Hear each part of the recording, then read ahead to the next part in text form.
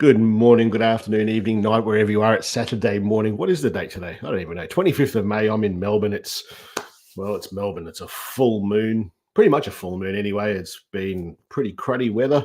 And we're down here doing what we do, selling stuff at different markets. Today we've got, well, the quiet Canadian. Morning, Greg. Oh. Shameless plugs. Yeah. How you The doing? best thing about that book is the foreword. How you doing, man? Yeah, good. Yeah, the forward. That's what's going to sell it. I tell you. I know. I'm telling you. What's going on up there? What's the weather doing? Oh, gorgeous. About 22 degrees. Well, actually, no, it's Really? about 18 now. But sunny, beautiful. Yeah. Yeah. Show my. I just sort of. We don't use private chat here, Glenn. We just talk. This is just like unprofessional, mate. Mike Goyne, how you doing? You know, this is the first time I reckon, Greg, I've ever heard you say that the weather's spectacular, or it's nice, or it's It's beautiful. a rare It's thing. usually It it's seems these days. Usually, it's like just total shite. yeah. How's the book going? Not bad. This is like one of 24 that I got Yep. sent to my house, and I've sold I don't know, 6 or 7 or 8 or so, and but there's probably a few being ordered online. It's on Amazon Yep. and everything else. So Yep. It's funny that you got recommended this to Amazon. yeah, I know. Here's a recommendation for you. Buy this book. I wrote Amazon the sends you freaking this recommendation. He sent me my own damn book. yeah, it's funny. That's funny. I thought, who It's writes those stupid algorithms? well, as I said in that comment, like you should be happy that like you are the target audience, not specifically you, but people like you are the target That's audience. true. So it makes sense that you would be presented with such a thing. Yeah. The we spoke about macro a little while ago, probably a good 6 months ago, about getting out of a rut, Yeah. out of a photography rut. And we talked about macro, and that's a really good way to break that. Well, the mindset of being in that rut. And if you are in that position, like it's definitely worth a read. I learned stuff from it, and I don't know everything. Don't get me wrong, and you guys know that, but I certainly learned plenty from it when I was reading it through, and it's a good read. I reckon you've done a good job with it, mate. Yeah, well, thanks, man. I always say if somebody learns one thing from it, mission accomplished. Yeah. Today we have. I'll just bring him on and say hello. Well, should I introduce him first? What's the most professional way I should do this? Should I like build him up? Just build him up a little bit and then say, build him up a boom, little there he bit? is. This guy's got long hair, And it's not Dale. and it's not Dale. I actually don't know if he even plays an instrument. That'll be interesting. Yeah. As some of you guys know, Sarah and I get around the countryside doing markets and stuff for our other business. Drum roll. We've replaced you, Dale, with another long-haired astrophotographer. So Sarah and I get around the place, and I met this fellow at one of those events in Canberra, and he does all sorts of photography, generally targeting astro. He's kind of like me in that I'll take a photo of pretty much anything, and if it's cool, it's cool. But he goes right deep down into astro. But we'll talk about some of his photos, and we'll talk about how he makes a few dollars from that photography.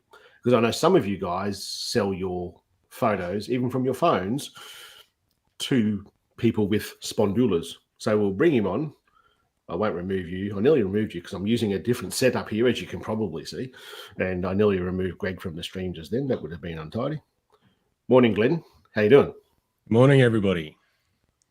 It's the two G's in the house, and I'm going to call you both the wrong things from time to time. I'm absolutely certain of it. Just before we go into this too far, like, I want to know how you get around your house. Like, with the glasses that you wear, is everything nice and focused, or is it blurry for you as well? Oh no, the glasses are for this, and for everything else, we're sans glasses. But Yeah. yeah. So You're in Canberra, the bullshit capital of Australia. That's the sum of it. Yeah. Yeah, the nation's capital for our overseas visitors. It's not Sydney and it's not Melbourne. So Not Melbourne or it's not Brisbane. Melbourne. I've always called it So- Melbourne. Have you really? That's because you work with that Aussie. Well, I don't see him all the time. I hardly ever see him really. Oh, okay. I just say good morning. So, Glenn, In the you're up parking there lot. in right. Yeah, I know how you say it too. We won't say that he will get demonetized. So, Glenn, you're doing well. We haven't done this for ages, have we, Greg? In a tweet, tell us who you are. all right. So I'm a photographer in Canberra. I'm kind of went part-time. So to set the context for everyone for what comes up a little later, I'm an everyday guy. So I'm not I'm not Ken Duncan. I'm not Peter Lick. I don't have a gallery. But I do make an income out of my photography. It's not a full-time income. Back in 2020, 1st of January, I thought, hey, maybe I can make something of this gig, and went part-time at the day job. I dropped the day. We all know what happened a few months later. So I'm just very lucky I didn't go all in because I do know a lot of full-time photographers from back then who are no longer. But anyway, I survived the apocalypse, and so these days I'm a landscape photographer primarily. I also do astrophotography. I sell my landscape prints. I teach photography, just small workshops, so not formal teaching. And also wedding photographer. I was up in Sydney yesterday shooting a wedding, which is why I'm a little slow today. So that's kind of me in a nutshell. What time did you get back from shooting your wedding last night then? It was a late. We stayed the night. The night before. It was a late one. For context, people who don't know, Sydney's about 3 hours away from Canberra. And when you're wrapping up at 10 o'clock at night after pretty much a 12-hour day plus 3 hours driving, we stay at the nearest crappiest, shittiest hotel. So. So, is there anything else that you do? Anything else? I mean, that's a broad strokes in photography. YouTube. Oh, my YouTube. Yes, I'm not great at this self-promotion thing. So, like everybody, started a YouTube channel. It's on a slow burn, but I wanted it to be mainly about photography generally because that is my bigger background. But it seems to be sliding into a more astrophotography niche. That's what YouTube's pushing me out as. It's going well. It's good fun, but it's a grind. Mm-hmm. So, he's talking about their astrophotography, but he's not talking about astrophotography with phones. He does it with big boy stuff, and he's not really selling himself very well. I know him well enough that I knew he wouldn't sell himself very well. What he meant to say was, "Damn, I'm good." He's damn good, and I'll show you some photos in a second. You'll go, "Oh yeah, he dabbles in astro sort of thing." No, he's very bloody good at it. I only realized the other day when I was looking through your YouTube channel that this guy's monetized fairly recently, wasn't it, Glenn? It was in the last few months. Last couple of weeks, actually. Yeah. Last couple of weeks. And he's only got 17 videos there. And in the YouTube space, that's kind of cool. That's like you've done pretty bloody well to get monetized with such a small amount of videos. So the stuff that he's putting out, if it's very, would say targeted, Glenn, because some of the stuff that you show people how to use, I leave that video and I go, that's great. I don't know what the fuck that is though. But and if you're not sure, it is just Glenn Martin. What is your channel called? Because you changed the name of it, didn't you? Wasn't it called something else first? It was stuff about photography. Yeah, that's right. Yeah. Where I was hoping it to be more generalized, but I got some feedback about the channel name. So if anybody's Yep. aspiring Yep. YouTuber, it was, oh, so what's your channel about? Oh, stuff about photography. So it was a bit lackluster. So. And then you watch a video and he's got this like tracking mount for his telescope. And it's like, that's a bit more than just stuff about photography. But yeah, he does the big boy stuff. And to monetize with such a small amount of videos, he's obviously doing something well. Tell us a little bit about, g'day Joe, about your journey into photography, if you like. So we'll talk about your photography, then we'll talk about selling stuff. Yeah, sure. So my my origin story, I came into photography in relative terms late in life. So in my sort of early 40s, a friend of mine got me how to get off auto course. I wasn't into photography then. They just thought, oh yeah, you might enjoy this. Like probably a lot of people, I'd take photos on my phone or whatever, but I wasn't into it. For whatever reason, after doing the course, I'm just like, oh my God, photography is amazing. This is incredible. So I quickly went out and I bought a expensive camera and a really expensive lens, and my photography was still as shit as before the course, but I had something to grow into now. Yeah. Fast forward a couple of years, I'm putting my photos on Facebook, and people start reaching out and asking me if I teach. Yep. Who am I to teach photography? I'm not formally trained. Like this workshop was what the sum total of my experience at the time. But okay, I'll give teaching a go. So in 2016, I started my first. It was an equivalent how to get off auto, how to get more camera. Fast forward, so I've had over 1,000 students now in that time. I teach a beginner's photography. I teach an introduction to astrophotography, but with just normal cameras, normal tripods, not the deep stuff. Thanks, Sylv. These days, so it's that mix of teaching, selling my prints, weddings. I'm an event photographer here in Canberra, where being the nation's capital, it's also very government heavy. So I do a lot of government events. But the real passion is a mix of that landscape and astrophotography, which is what I enjoy the most. I'm also quite lazy, so I don't get out as often as I should. And when I talk about the astro stuff in a little bit, I'm thankful the gear that I've got now. I don't even have to go out to dark skies anymore. So I've got narrowband. Yeah, right. And everything. I can take the gear up to the roof and let it run, and this is from the middle of Canberra. I didn't know that. I thought you were lugging this stuff out to the bush all the time. Oh, mate, you've seen me. It's very, very lazy. No, to put that, I laugh at his lazy comment, but I'll show photos in a minute of his stall that he sets up in Canberra, and it's pretty elaborate. Like he goes to a lot of effort to curate how his stuff looks, and I go, the person who does that is not a lazy person.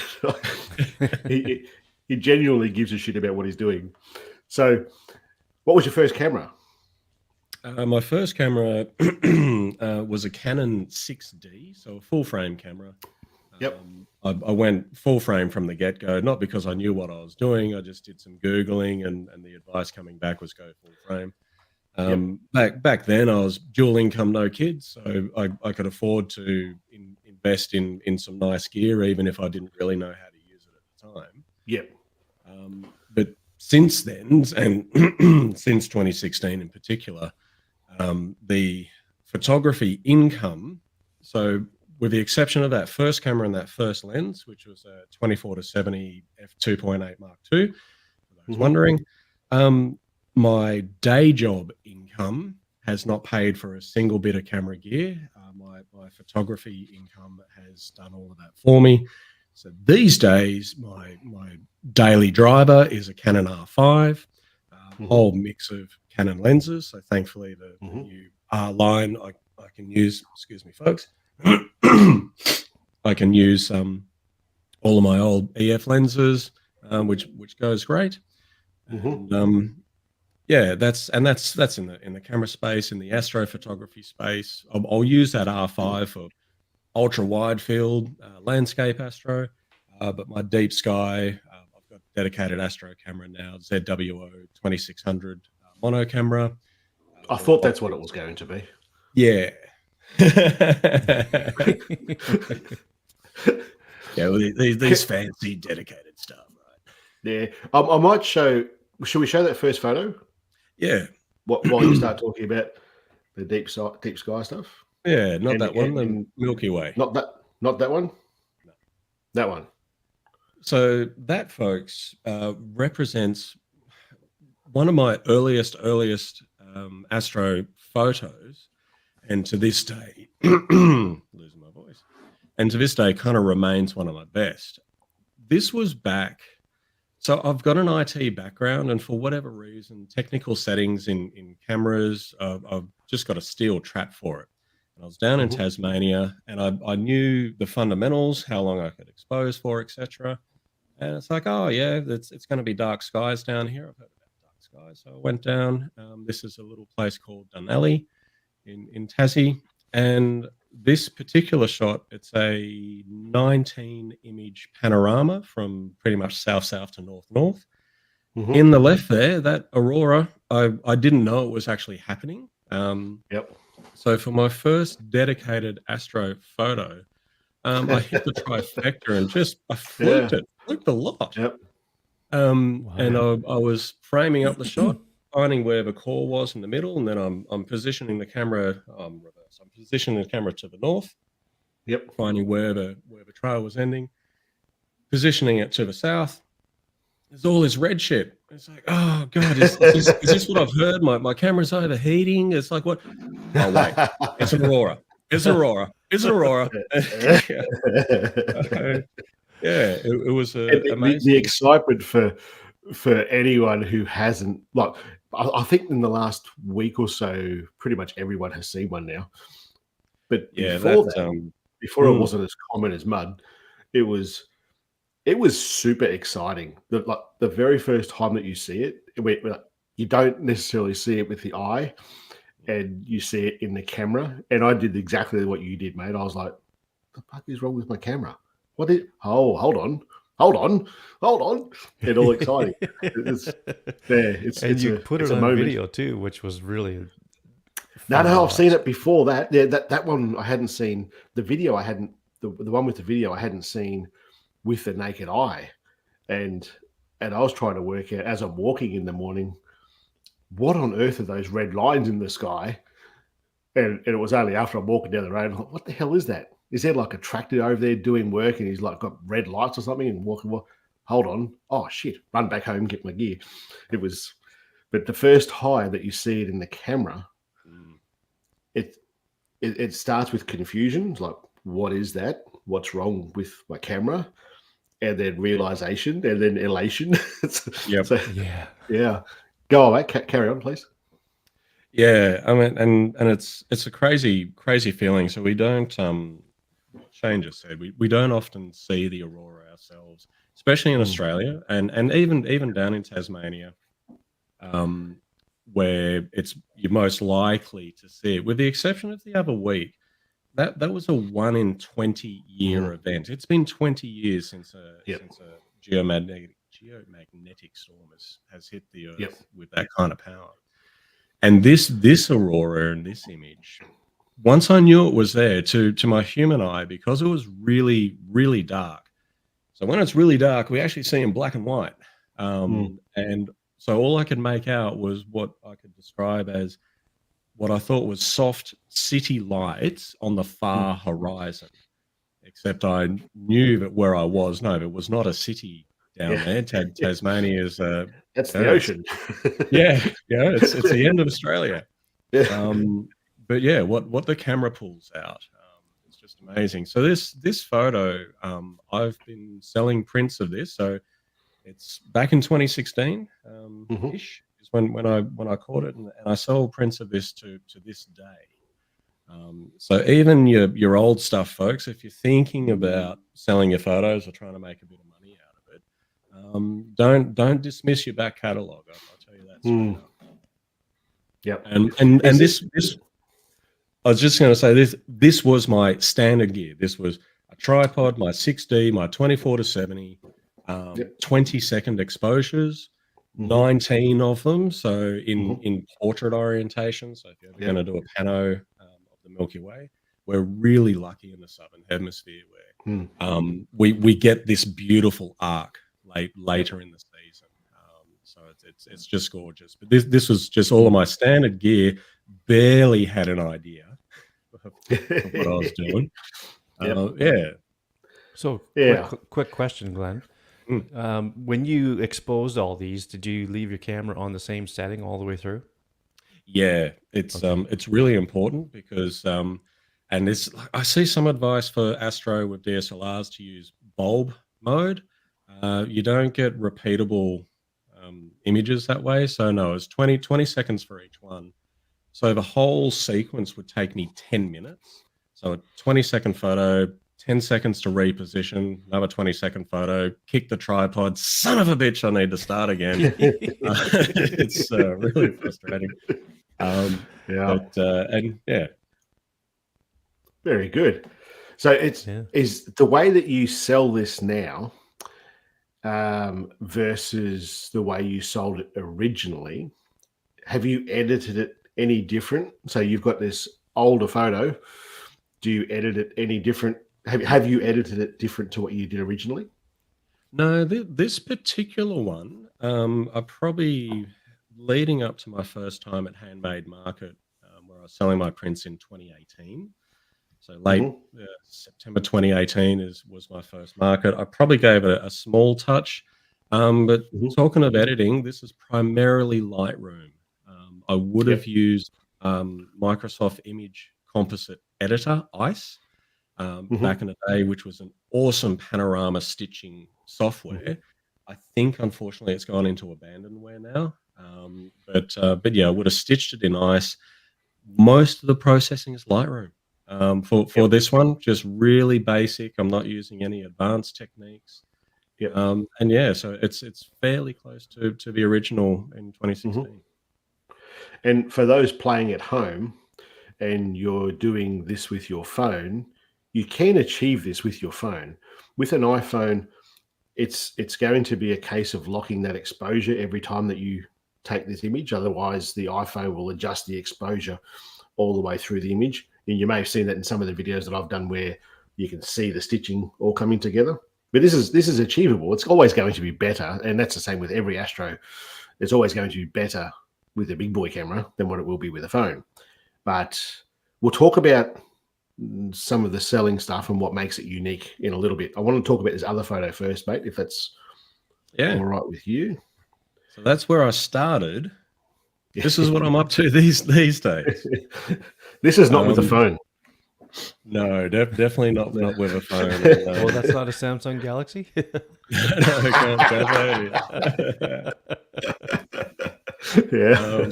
Explain the process of this. Yeah, and thanks, Scott, by the way. I appreciate your comment.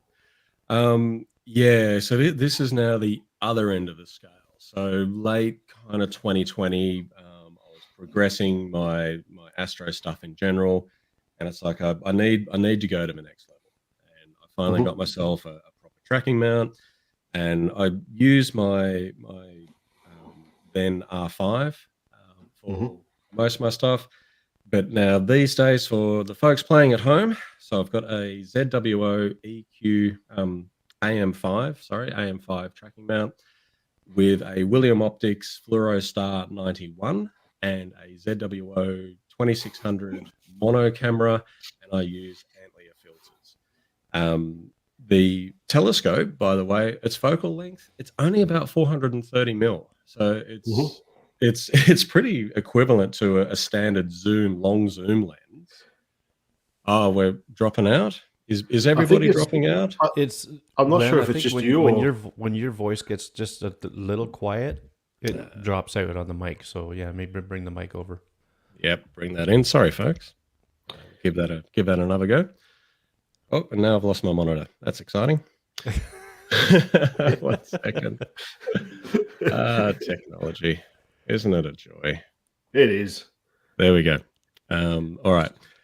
So yeah, shooting mono. So this image, this is the Fighting Dragons of Ara, and it's what you're seeing is this is the first debut actually. So you folks on this live, I've been working on this one for a little bit. It's 10 hours of imaging so far.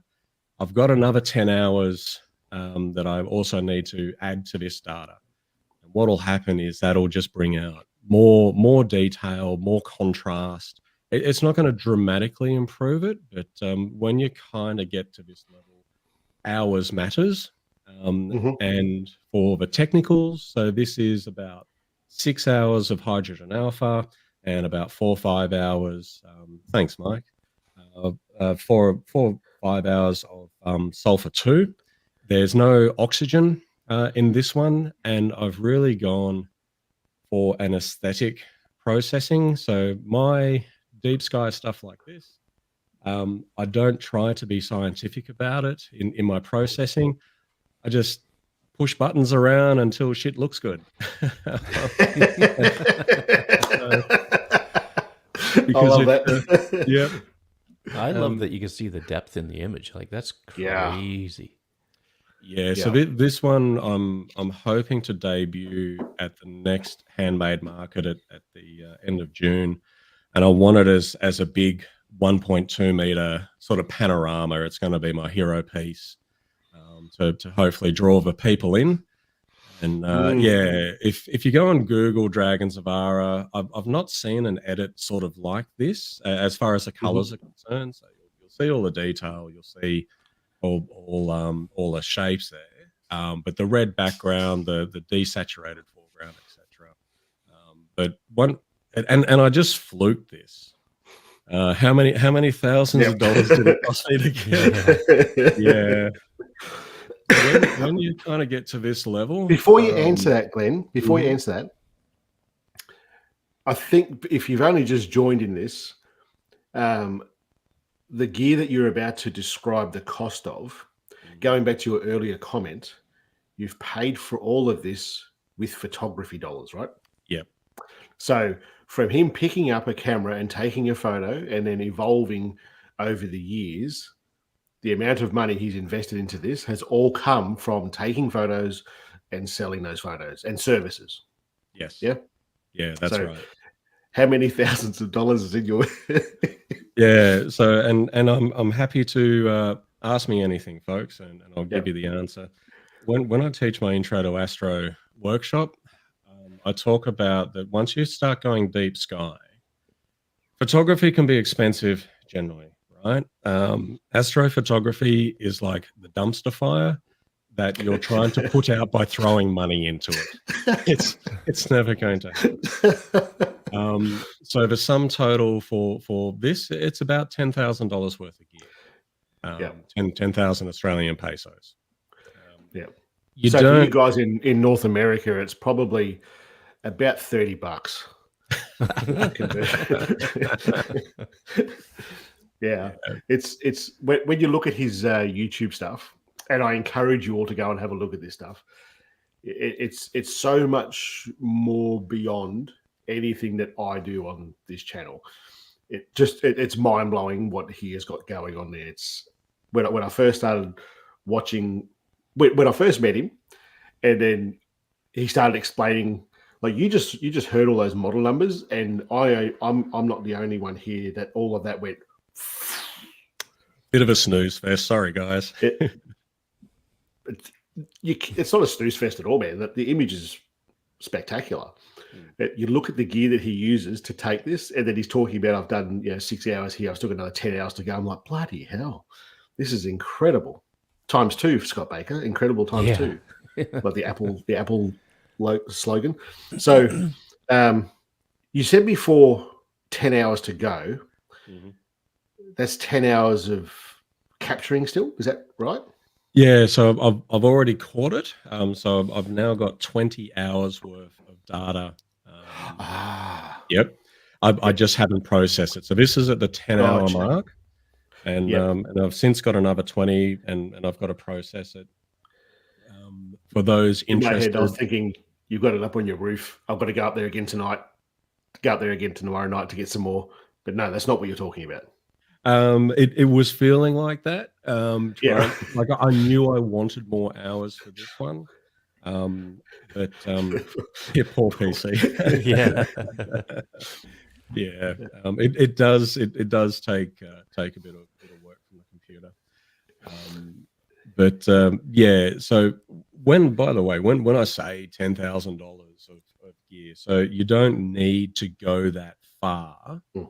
to start kind of getting stuff like this. But I will say, narrowband is kind of where it's at. So now we're talking filters, preferably mono cameras.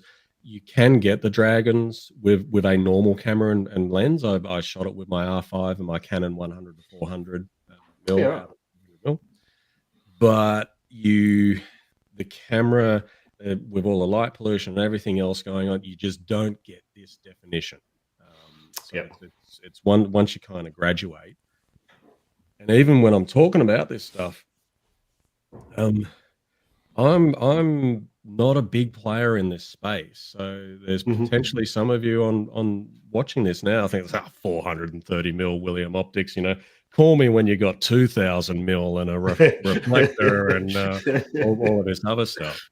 So yeah, there's a lot more to have. But that's that dumpster fire, right? You can keep chucking money into this. Yeah, never stop. Absolutely. So the name of your YouTube channel again? Glenn Martin Photography. Just like it's written there. There we go. Have Thanks. it. So, at what point did you start selling images? Because I think that's what most people here want to know. Like, everyone's agreeing that that's a spectacular image, and I'm sitting here answering questions to people. How do you get 30 seconds from your iPhone? I can only get 10, and you're talking about 10 hours. So let's talk about how you are selling this. Well, not this one. That one's going to be sold in another month. But your other image, I might put up oh no, you carry on first, and I'll put the other slides up when it's appropriate. Yeah, so not dissimilar to when I started doing workshops, and let us know in the comments, folks, if the audio is going okay. I'm right up. It cuts in and out. It doesn't cut in and out. It waves. Okay. It waves. Yeah. Sorry, guys. I'm not sure if it's a distance thing. I think it might be a longevity thing of your microphone. All right. So similar to the workshops, there was some people every once in a while. It's like with my landscape stuff. So this is all pre-Astro with my landscape stuff. It's like, oh, can I buy a print of this? Can I buy a print? And so I was doing a few print sales here and there. Noise gate. Yeah. Now, so I'm confusing Shane with Astro Speak. Noise gate on the mic, Dale. It's like, what? So I've set up a website. So I do have a web background, and doing websites was easy enough. Got smattering of sales. It's really hard selling photography online. Okay, so you're screaming into the void, basically. But I had my website up for a couple of years, and I knew of the handmade markets. I knew that I wanted to go to a market that was a bit upper shelf, and in 2018, kind of hung myself out there, applied for it, and was successful. So the thing with markets is you need to invest in yourself. So the online stuff, your investment is pretty cheap.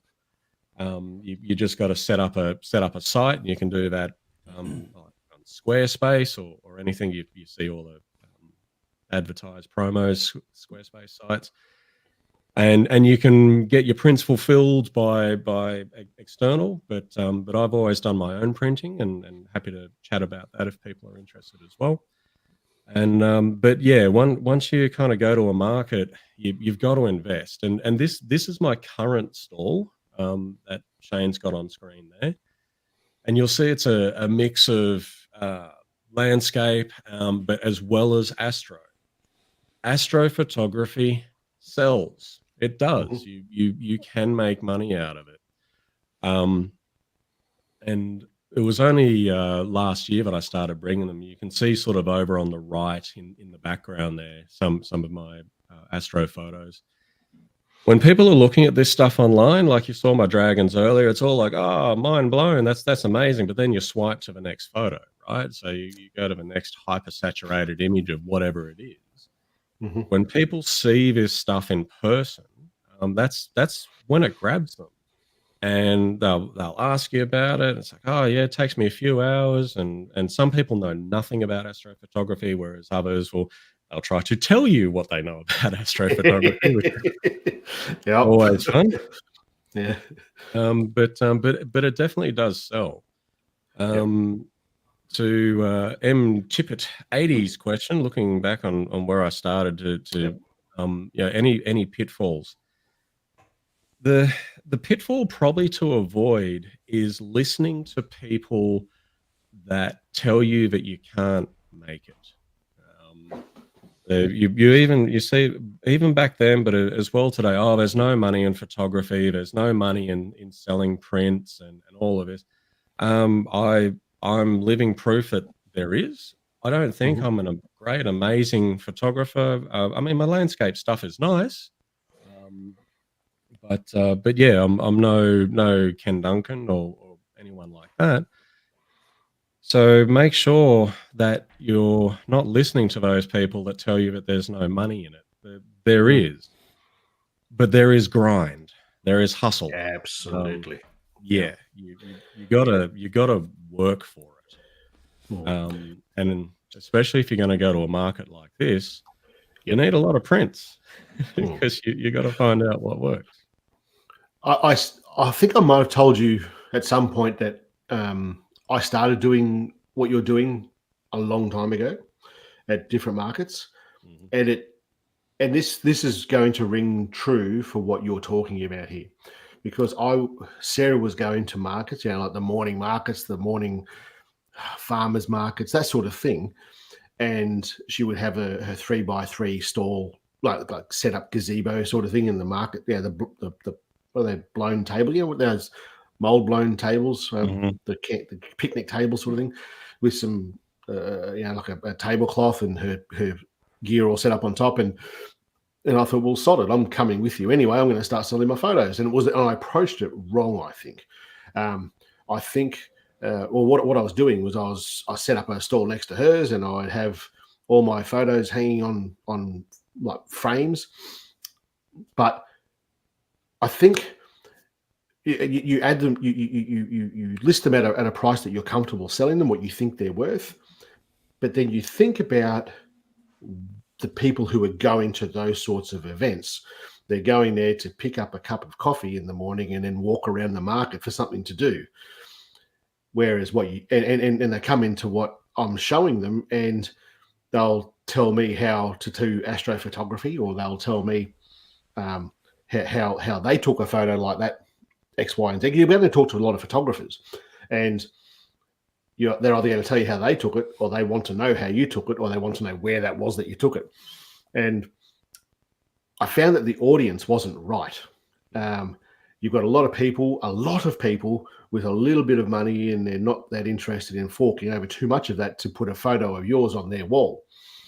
Whereas what you're doing is going to a more upper class market, a multi-day event, and having images at a higher price point, and you're there selling them. You're there telling the story about that particular photo that's framed up nicely, it's presented well, they can walk away with that and hang it on their wall at home immediately. And that was the difference. So if you're thinking about doing this in your small country town, or if you're doing astro, you're probably in a small country town, and you've got these little weekend mid-morning markets, it may not be the place to be selling this. Maybe talk a little bit about handmade and why you would do better there than at another event, maybe. Yeah. What you're saying, 100%. farmers markets, people are going there to buy their fruit and veg, or their $10, $15 purchases. They're not buying stuff that you're measuring in hundreds of dollars, because there are other markets in Canberra, other smaller, but they're with not throwing shade, but they're just little pokey markets with gazebos. Mm-hmm. I sell this stuff at a price which needs to be sustainable. So here's maybe another pitfall to avoid. If you want to succeed in selling your images, don't be in this mindset of, oh, well, if I just cover materials, then that's going to be fine. You won't last. You'll burn out, and it's not worth it. So Mm-hmm. speaking, let's get that. Try and is that gonna? No, sorry, you can't see it, folks. All right, that was a bad idea. My material. So you can see a version of my dragons in the foreground there, in the middle of the image. It's that red and blue. Yep. My material cost is about $15 for the paper, for the mat, for the ink, for the sleeve. It's about $15. I sell those for $120. It is a 16 by 20 inch mat, so make sure you're selling mats in common sizes so that people can get frames from anywhere. But people aren't going to go to a farmer's market or similar thinking about buying a $120 photographic print. So you really got to go to the right place. Yep. Handmade market in Canberra, it's a upper end market, make no mistake. It's a highly curated market, so you can't just rock up and chuck a table down.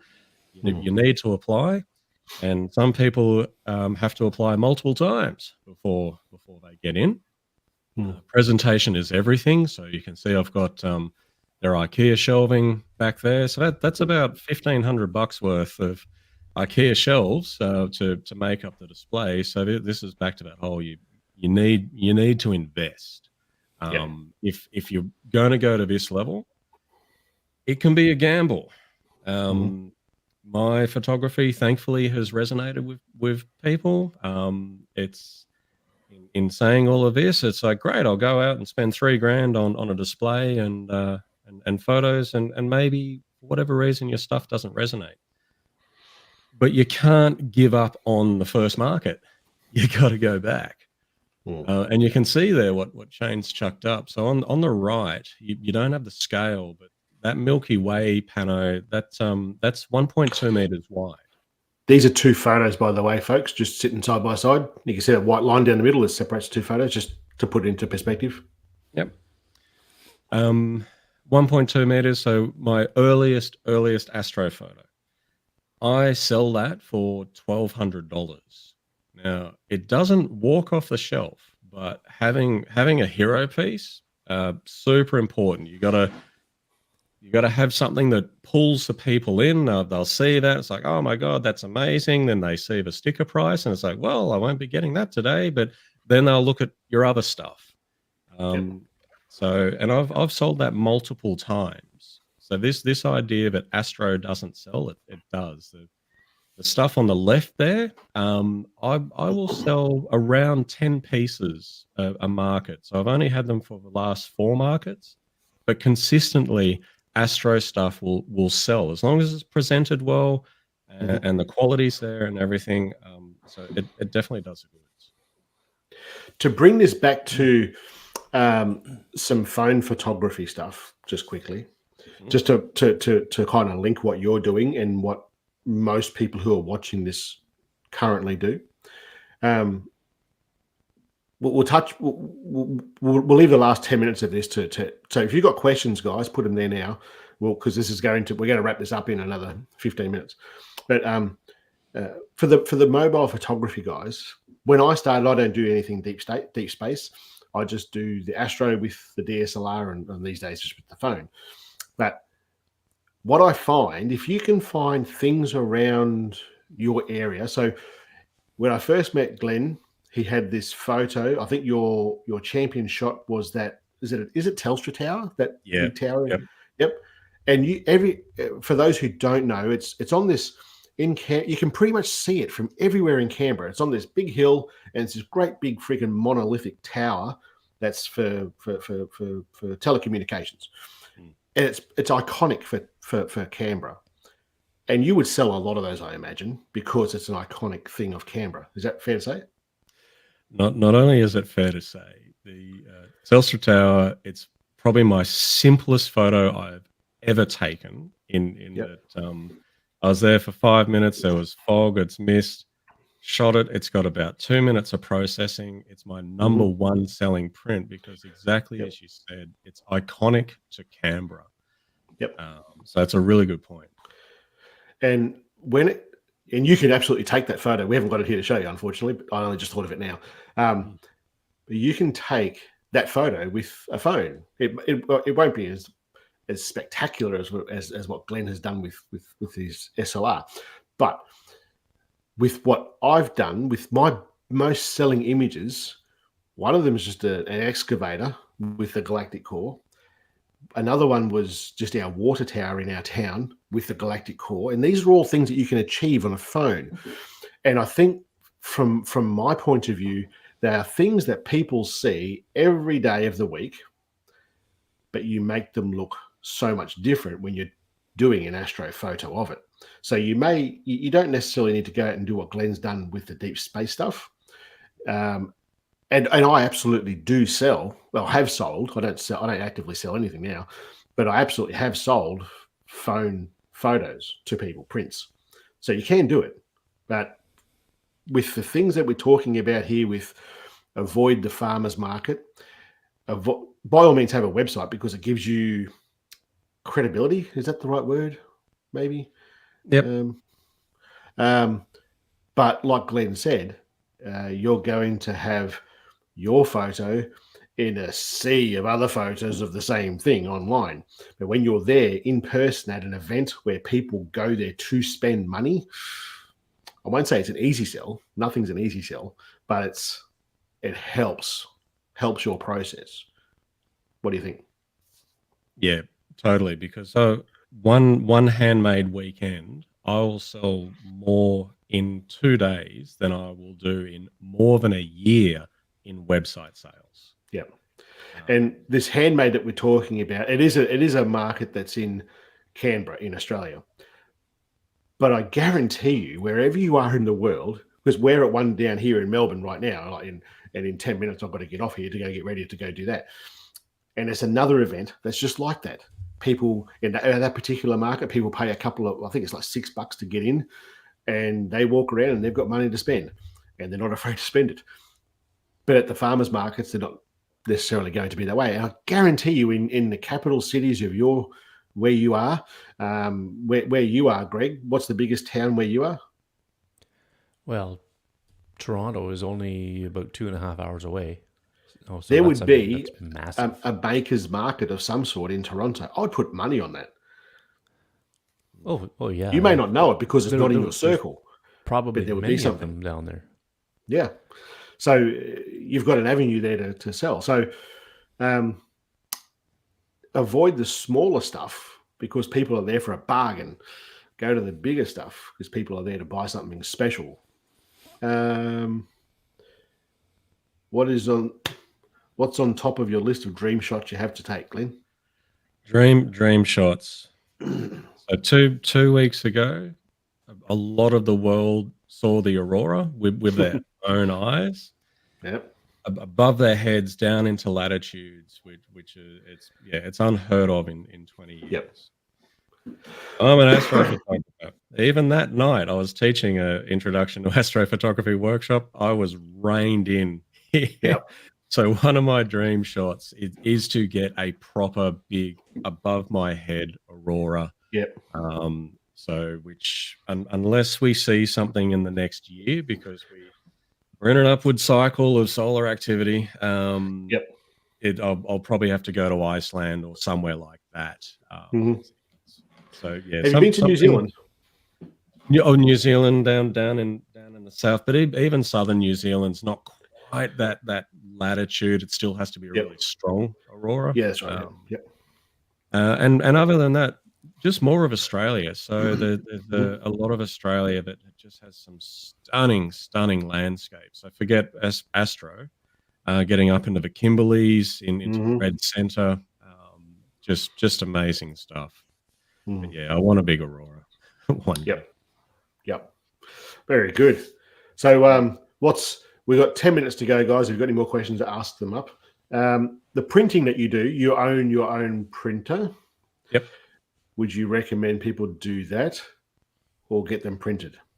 Yeah, so that's a big. It depends. I can say that if you do buy a printer, buy a proper photo printer. So the main players are Canon and Epson, and you will achieve the same quality that a print lab, because these days, when I say lab, they're using pretty much these printers themselves. Yeah, it's a big capital investment though, and do it if you know you're going to feed the beast at least every week or so, because your ink starts drying out. But I bought an Epson A3 Plus for prior to that first market, and it paid for itself within the first day. And then 12 months later, I got the A2 version, which is what I should have got in the first place, because a bigger printer can sell smaller prints, but a smaller printer can't make big prints, right? Yep. And that paid for itself within the first market. But these days, I use a big 24-inch printer. Yep. Going to that extent, you are really starting to back yourself. But if to get the prints professionally done, so don't go to Walmart and pay $1 per print. It's going to be shitty paper. Paper matters. It really matters. Yep. I take about 100 prints. There's a rotation of about 20, 30 sort of images, but you need multiples because you don't know what's going to sell. Yep. So if you go and buy 100 of your own prints at, say, $20, $30 a piece, which is what you'll pay at more professional labs, you're investing thousands of dollars. So you can potentially invest that into a printer. But now that is something you need to learn. It's another skill, and it takes time. But for me, it's been totally worth it. Yeah. I think summing up a little bit here, and there's one thing we haven't really discussed too much, and that is the person who is selling these images. So I've known you now for probably 2-3 years, maybe. Yeah. Yep. I would describe you as an introverted person. Would you agree with that? Yeah. Would you agree with that on the spot, introvert? And before I started my YouTube channel, I was absolutely the same. I think Greg is the same too. I think it's kind of something with landscape photographers. I think that's kind of something that we all have, most of us at least, have in common. So the cost side of getting started because you're going to need to invest to make money. It just has to happen. You can't. It doesn't. You got to spend money to make it. Yeah. If you didn't do it, if you didn't need money to make money, everyone would be doing it. The second thing is not necessarily investing in yourself, but becoming more confident. And if you're at the point where you're not necessarily printing your own, because I get that can be a hurdle for some people, but certainly printing some of your images, whether it's through a lab or whatever, you're at the point where you're printing these things, putting them into frames, and putting them on a presentation like we're seeing on the screen now for people to purchase. Believe you me, that will help you break that introverted nature that you are, because people are going to come up. Initially, they won't give two shits about you. They're going to see that champion photo and go, that's amazing. And that's going to give you the confidence to talk about your photo. You took that photo, you know your craft, you know your skill, and you can talk about it. And over time, and I watch you talk to people, and you know what you're bloody talking about. You wouldn't be here talking with us if you didn't, and telling everyone what you've just told us all. But you can see you come out of your shell a bit and talk about how you took that photo and the story behind taking that photo. So I think to summarize, build a website. It's not going to sell you anything really. It might, over the course of a year, it might make you a few bucks to pay for the hosting or something. But that's about it. Find these places that are doing these events, because these events is what I see works for you. I think, and I've seen other photographers at other events as well, and it works for them. Some of them it doesn't necessarily work for. In fact, if you are considering to do this, go and have a look on the Windella Farm YouTube channel that we have as well. And there's a video way back in the beginning of this where we talked about getting into these events, regardless of the product that you're making and selling. But it talks about the process that we went through to get into these events, because it's not simple. It's not just putting a table there and putting your photos on the table and having them sold. It doesn't work like that. Sarah has a really good setup for her market stall, and it took her a long time to get accepted into this market that we're talking about, because it wasn't quite right. And she talks about in that video the things that she did to get accepted. So go and have a look at that. If you're keen on doing this, go and have a look at that as well. Do you give tutorials?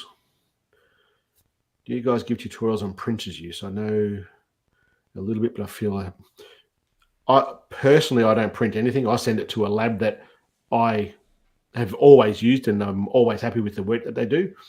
For me, it's a little bit of time. I just go, I've just edited these, whether that's a wedding shoot or a print to sell, and just send them to someone that I trust. But Glenn obviously prints them himself. Do you have any tutorials? I haven't seen anything with your printing stuff. Do you do?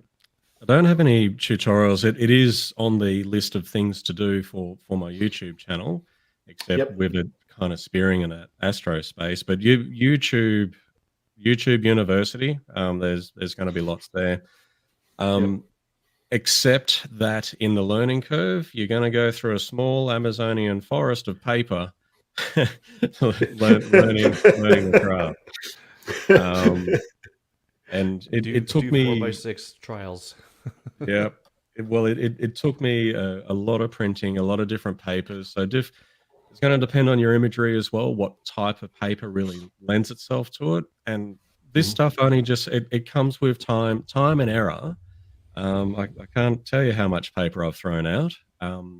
When you get down to the individual cost, like for an A3-ish size print, because I print myself, ignoring the cost of the printer, about $2.50 of paper, less than $1 of ink.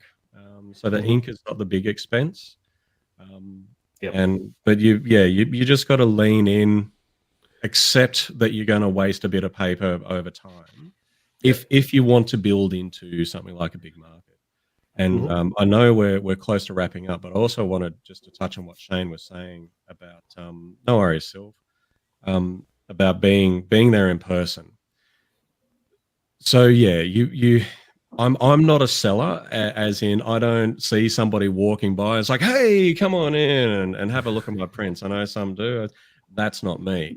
But what you do need to be able to do is to be able to stand tall. And when somebody says, oh my God, that looks amazing, don't stand there. Anybody could do that. It's not anyone could do that, right? No, you go, thanks so much. I really appreciate you saying that. And then it's an opening. This is where I took it. This is what I did. So being able to talk to your pieces, but also talking in a way which is, the enthusiasm. I've got a lot of aerial photos from over Lake Eyre, and you'll tell the same story over and over. Well, this was 1,500 feet above Lake Eyre and the open door of the plane, and I had to hold the door open with my foot because otherwise it would slide shut. And they're just like, holy shit, that's amazing. I'll take that. So you do need to be able to lift yourself and talk to people. I think it helps them appreciate the art more, knowing what you had to put into it and had to go through to get the image. Just knowing that you're putting 20 hours into the dragon's image is just, it's almost as mind-blowing as the image itself. So and these people don't even have to be into astro for the astro stuff. I've sold heaps of images. they just buy because it's like, I've never seen anything like that. Yeah. We've all seen it, right? Because this is a space that we're in. We're looking at astro stuff all the time. It feels old hat. But somebody comes along, they're not even into astro photos, and they're like, I'll take that. So, yeah, absolutely. Well, this has been a good chat. Thanks for coming on, man. Thanks for getting up nice and early after your later night. So tell everyone where they can find you, man. Yeah, so you can find me on YouTube at Glenn Martin Photography. On Facebook, same again, just search for Glenn Martin Photography, and you'll find me pretty quick. You'll see a lot of my landscape stuff there as well. So it's a whole mix of stuff. Very good. All right, guys, let's time to get out of here. I'll see you in a week and a bit, Glenn. Yep, that'll be good. Looking forward to it. It'll be exciting. Thanks, Greg. Yeah, nice to meet you, Glenn. Yeah, you want to plug your book again quickly before we wrap up? Yeah, it's iPhone photography focusing on macro, and it's available on Amazon. If you're in Canada, I could probably mail it to you quicker than you'd get it on Amazon, as long as I have some in store. But yeah, really happy to have it out finally after starting it 4 years ago. So it's been a long time coming. It has. But all right, guys, it's worth it. Yeah, absolutely. All right, guys, we'll see you in 2 weeks. Will I see you in 2 weeks? I don't know. I'll be on the road. I'm not sure. Maybe. We'll see. Stay tuned. Yep. All right. Catch you later. See you, everybody. Thanks for watching.